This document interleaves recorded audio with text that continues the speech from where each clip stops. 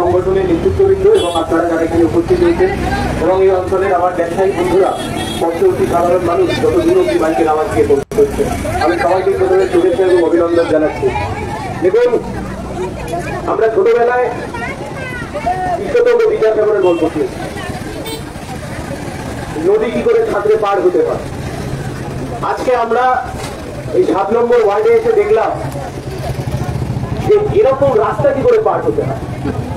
এটা রাস্তা না রাস্তার নাম করে অন্য কিছু, তা কাউন্সিলারই আমাদেরকে উত্তর দিতে পারবে।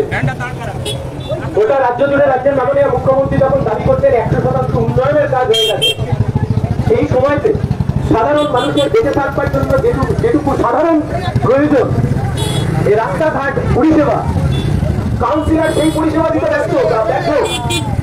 সোনারপুর পৌরসভা, তার মাথায় যারা বসে রয়েছেন, তার সাথে এই অঞ্চলের কাউন্সিলর, এই বিধানসভা ক্ষেত্রে তিনি বিধায়ক হয়েছেন, এই লোকসভা ক্ষেত্রে তিনি সাংসদ রয়েছেন, কোন উত্তর দেবেন না।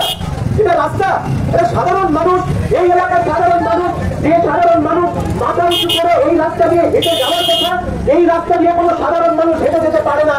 এই রাস্তা পুকুর সামনে হেঁটে যাওয়ার এমন রাস্তা, এই কাউন্সিলর সাধারণ মানুষকে একটা সুন্দর রাস্তা পর্যন্ত উপহার দিতে পারেন না। আজকে 3টি গণসংগঠনের নেতৃত্ববৃন্দ তারা ডাক দিয়েছেন দক্ষিণ 24 পরগনা জেলা কমিটি। কাউন্সিলর নাকি বউকে ধরে পিটেছে, এমন মার মেরেছে 2 দিন 3 দিন ধরে নরেন্দ্রপুর থানার পুলিশ এসে তাকে উদ্ধার করেছেন। একদিকে গোটা রাজ্য জুড়ে কন্যাশ্রীর ছাপ্পাবাজি চলছে, একদিকে গোটা রাজ্য জুড়ে কন্যাশ্রীর নামে ছাপ্পাবাজি, বেটি বাঁচাও বেটি পড়াও, একদিকে গোটা রাজ্য জুড়ে বাংলা তার মেয়েকেই চায়, আর অন্যদিকে কাউন্সিলর তার নিজের ক্ষেত্রে তার বউকে পেটাচ্ছে, 2 দিন 3 দিন ধরে ঘরবন্দি হয়ে যাচ্ছে, আর পুলিশ এসে উদ্ধার করছে মিডিয়া দেখানোর পরে।